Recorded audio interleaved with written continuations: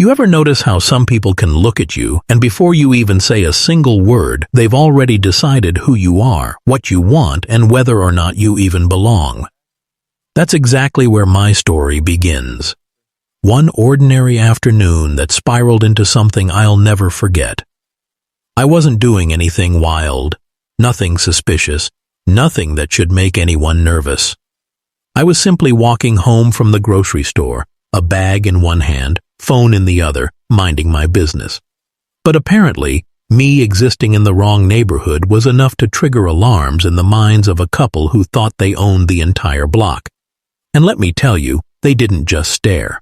Oh no, staring would have been too easy. They whispered, they pointed, and then they did the unthinkable. They called the police on me. Now pause right there. Can we talk about how terrifying it feels when you realize someone has weaponized the police against you for no reason? One second I'm listening to music and thinking about dinner. The next, my chest is tight, my palms are sweating, and I'm imagining all the worst-case scenarios. Because if you're black in America, you already know how quickly a routine stop can turn into a headline. And guess what? The officers showed up fast, lights flashing like I had robbed a bank, sirens blaring so loud the whole block came outside. I could feel every pair of eyes on me, judging, waiting, assuming the worst. And the couple who called?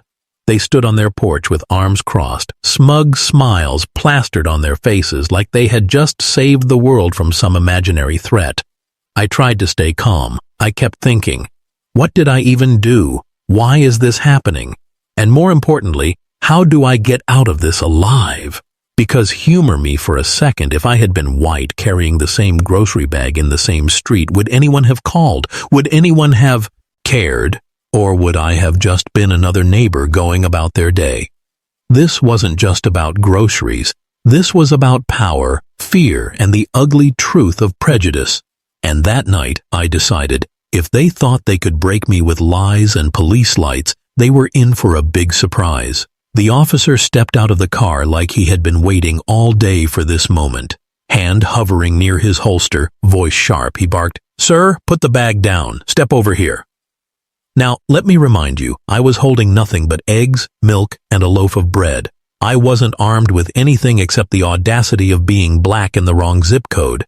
My heart was racing, but I kept my hands visible, because every black kid in America has been taught that one wrong move can be your last. Still, I couldn't help but wonder, how do I prove my innocence when I've been accused of nothing at all? The couple across the street shouted, "That's him! He was looking in windows." Really? Windows? I was walking down the sidewalk, headphones in, scrolling through my playlist. But apparently, glancing at houses while walking is a crime now. I wanted to laugh at how ridiculous it sounded, but my throat was dry. Because here's the thing, even the dumbest lie can become dangerous once the police decide to believe it. The officer searched me right there on the sidewalk. People gathered. Neighbors pulled out their phones. I felt stripped of my dignity, standing under flashing lights while strangers judged me based on nothing more than a false report. My mind screamed, "This isn't fair," but my lips stayed sealed because speaking out might turn the situation from bad to tragic. You ever feel like your very existence is on trial and the jury has already decided the verdict before you open your mouth? That's exactly how it felt. When the officer found nothing, no weapon, no stolen property, he looked almost disappointed, like he had been hoping for a big catch. Meanwhile, the couple kept insisting, "We know what we saw." Really, what did you see? A man walking with groceries? Or did you see a story you invented in your head, one where my skin color made me the villain by default? That night, I realized something chilling. It wasn't just about me being stopped. It was about them trying to rewrite reality, to bend it until their lie sounded like truth. But if they thought I was going to crawl away quietly, they didn't know who they were dealing with.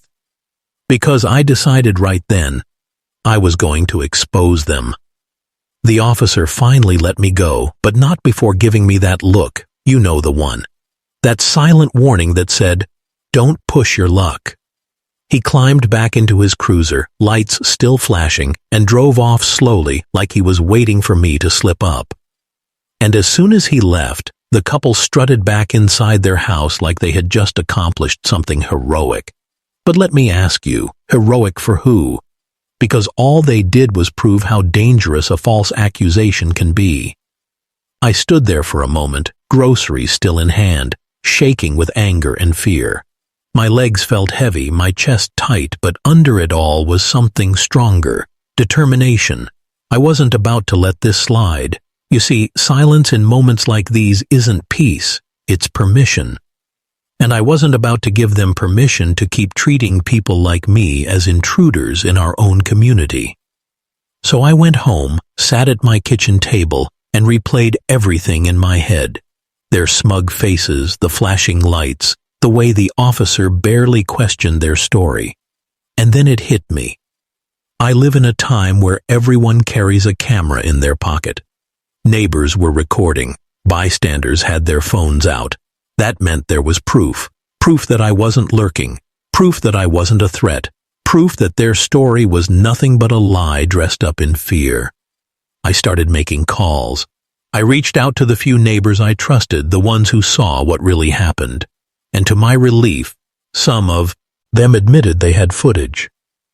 One man down the block said, "I saw everything, brother. They called the cops for no reason."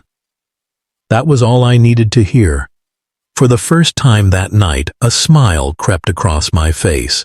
Because if their lies could shine under police lights, then the truth was about to shine even brighter.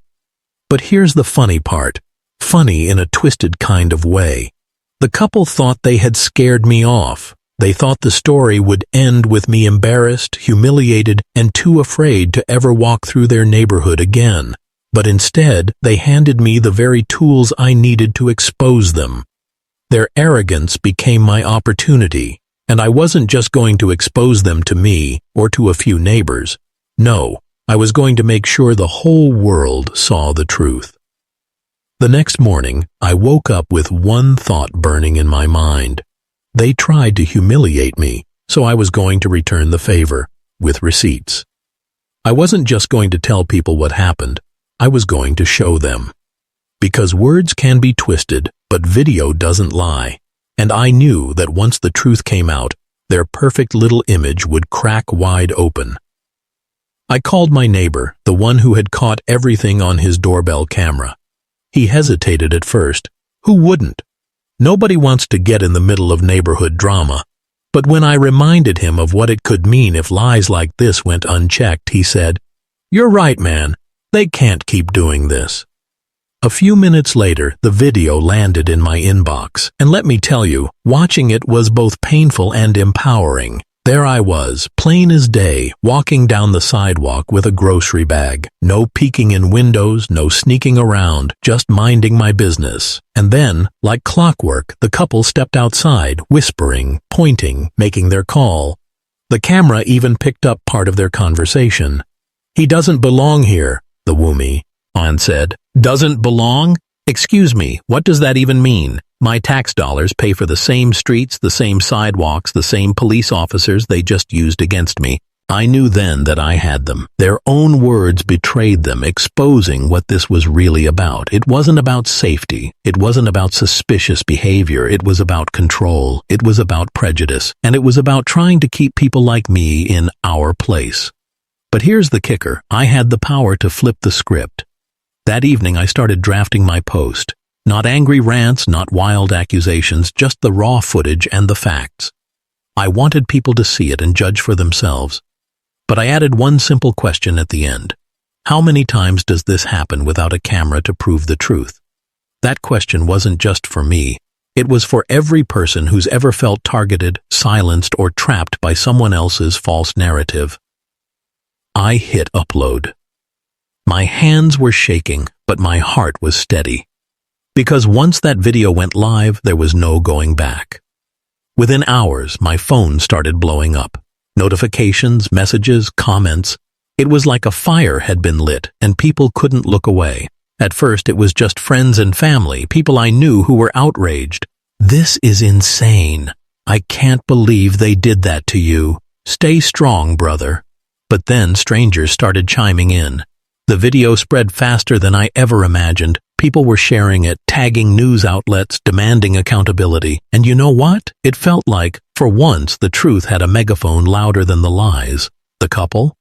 Oh, they weren't ready for what came next. By the next day, their front yard looked different. No more smug porch stairs. No more casual morning walks. Instead, curtains drawn, cars hidden in the garage, like they could block out the judgment pouring down on them. Because here's the thing. When you build your reputation on lies, exposure isn't just embarrassing, it's devastating. And the comments kept rolling in. Some were heartbreaking, people telling their own story. It was about times the police were called on them for no reason. Parents writing, "This is my worst nightmare for my son." Others were furious, demanding to know why those officers treated me like a criminal without even asking real questions. And then, there were the sarcastic ones. "Oh no, a man with bread and eggs. Call the SWAT team." That kind of humor hit differently. It stung with truth. But the most powerful messages came from people in the same city, even the same neighborhood. I've seen them do this before. They've harassed delivery drivers. This isn't the first time they've pulled something like this. Suddenly, the couple's spotless mask was cracking, and everyone could see what hid underneath. I'll admit, part of me felt guilty. I didn't set out to ruin anyone's life. But then I remembered they didn't hesitate to put mine at risk. They didn't care about my safety, my dignity, or my future when they dialed those numbers. And if my story could prevent the next false call, the next dangerous encounter, then maybe the exposure was more than revenge. Maybe it was justice. So while they hid behind their blinds, I stood taller, because the truth was out, and this time the world wasn't looking at me like the problem. They were looking at them. By the third day, the video had reached local news. A reporter actually called me asking if I'd be willing to share my side of the story on camera. My first instinct? Fear. I mean, the police had already treated me like a suspect once. What if putting my face on TV just made me a bigger target? But then I thought about all those messages I had read, people saying, "Thank you for speaking up. This is exactly what we go through." And I realized if I stayed silent now, I'd be letting fear win. So I said yes. Standing in front of that camera felt surreal. I told them exactly what happened, every detail from the grocery bag to the flashing lights. And when they aired the clip, it wasn't just my words that mattered. It was the footage, undeniable, playing side by side with my story. People saw me for who I really was. Just a man walking home, targeted because of skin color. And they saw the couple for who they really were. People so blinded by prejudice, they turned everyday life into a police matter. The response exploded again. More shares, more outrage, more support. And here's where it got interesting. City officials started chiming in. The mayor tweeted about it. Local leaders called for change. Suddenly, what started as two neighbors trying to humiliate me had turned into a community-wide conversation about race, policing, and accountability. And let me tell you, the couple? They panicked. They tried to spin the story. They claimed they felt unsafe, that they were just looking out for the neighborhood. But here's the problem. When the video shows you smirking while the cops question an innocent man, your words lose all weight. People weren't buying it. Not anymore. Now, I won't lie. There were still trolls, people online saying, "You're making this about race," or "You should have just complied and moved on." But I laughed at those comments, because I did comply and still almost ended up another statistic. Isn't that the point? Isn't that exactly the problem? That's when I knew. I wasn't just exposing two neighbors. I was holding up a mirror to a system that lets this kind of nonsense happen over and over. And for the first time, it felt like people were really paying attention. A week later, I walked through that same neighborhood again, groceries in hand, shoulders back, head high. And you know what? The silence was deafening. No one came out to stare. No one whispered. No one dared to call the police this time. Funny how the truth changes people's behavior. But as much as I wanted to believe it was over, I knew deep down the couple wasn't finished. People like that don't apologize. They plot.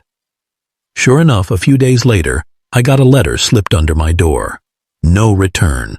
Address. Just a plain envelope with shaky handwriting. Inside was a note that said, "Stop spreading lies, or you'll regret it." Lies? Really? That was almost laughable, considering the only lies here were the ones they told about me.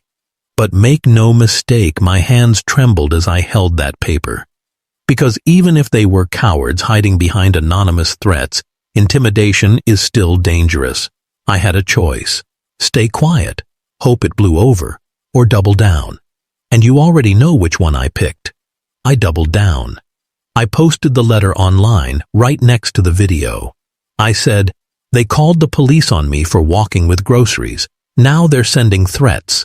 What does that tell you?" The internet erupted again.